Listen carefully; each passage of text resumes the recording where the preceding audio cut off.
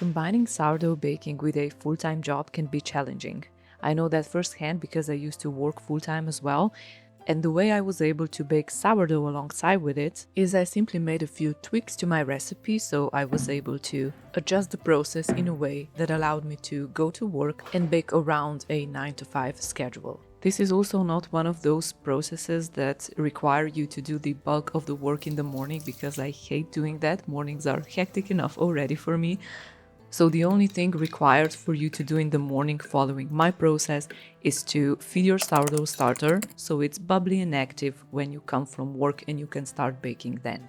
Now you may be wondering how to make sure that the starter is at its peak or close to it right when you come from work, and I just want to remind you that sourdough is very flexible, so as long as the starter is somewhere around its peak, ideally even a bit after its peak, it's ready to go, it's ready to use, and your bread should be fine, especially if you have a mature, healthy starter.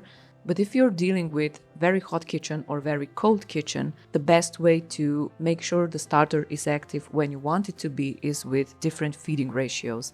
So for example, if you have a very hot kitchen or it's summer and it's hot all around and everywhere, you can simply feed your starter more water and flour, so it will take the starter more time to go through everything and ferment everything, and that way the rising process will be a bit slower. And in the winter, it's best to feed 1 to 1 to 1 ratio, meaning you use the same amount of water and flour in grams to make sure that the starter is not overwhelmed with a lot of flour and a lot of water, and it rises relatively quickly even in colder kitchen. So when you come home from work, let's say it's around 6 p.m.-ish, you have your starter ready, you have all the other ingredients ready, and we are going to simply mix up the dough.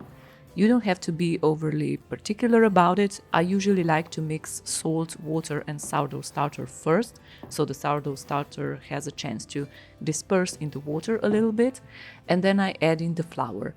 The special thing about this recipe is that we're using 160 grams of starter, which is at least 2 times more than usual sourdough recipes call for, and that is because we want the dough to ferment quickly. We want to finish our bulk fermentation before we go to bed, so that's why we're using more starter to speed up the fermentation. After mixing everything together, we are going to give the flour the time to absorb all the water, which will make the dough a lot more pliable, elastic and easier to work with.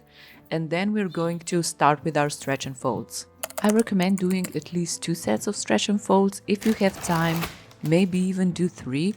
I find that stretch and folds are really important for gluten development, and although we're speeding this process up as much as possible, stretch and folds really aren't the part you want to skip. Apart from developing the gluten, they are also crucial for ingredients distribution, and this is mainly important because you want the starter to be evenly distributed so the dough ferments uniformly.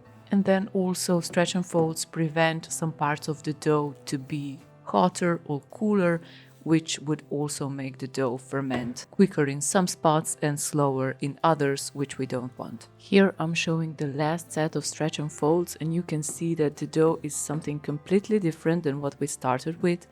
It's elastic, it's pliable, and overall very smooth, which is what we want at the end of stretch and folds.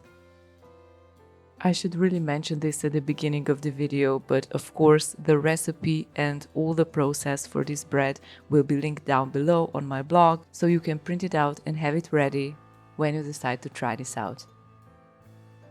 If you started this bread around 6 p.m. and did 3 sets of stretch and folds, it should be almost 8 p.m. now.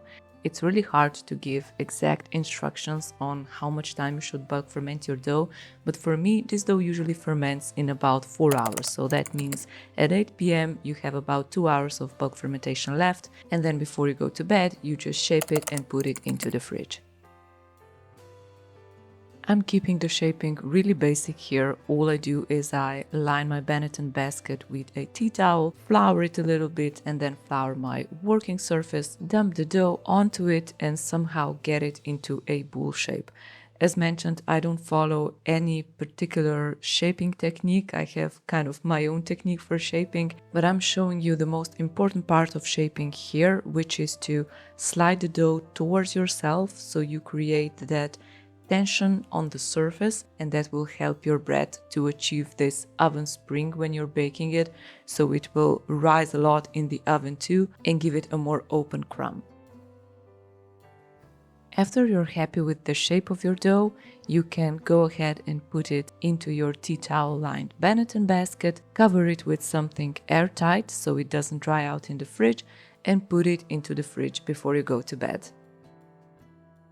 I usually just cover everything with the same shower cap you saw me using before, between stretch and fold, but you can of course use a plastic bag, beeswax wraps or anything like that. After you put your dough into the fridge, the fermentation slows down considerably, but you have to keep in mind that right when you put the bread into the fridge, the dough will need some time to cool down, so during that time it will still ferment at quite a fast rate. So don't be surprised if you get it out of the fridge and it looks a lot more puffy than it did when you put it in, but still after the dough comes to the fridge temperature, the fermentation will be very slow. So if the next day you are working again, it may be the most practical to simply bake it when you come from work. So that means the dough will chill in the fridge for almost 1 day, and with this recipe it actually gives me the best result. Don't forget to score your bread before you put it into the oven, and I like to bake it covered at about 460 degrees Fahrenheit for about 30 minutes, and then I uncover it and bake it for additional 10 to 15 minutes at around 440 degrees Fahrenheit. The best way to determine if your bread is fully baked or not is to simply use a thermometer and check the temperature after you bake it. For the purpose of this video, I did experiment a little bit because I love experimenting with sourdough, but I think it will be really helpful for you to see the difference between 3 different loaves that I baked using this exact process, but only changing when exactly I baked the bread. So this first loaf I'm showing you here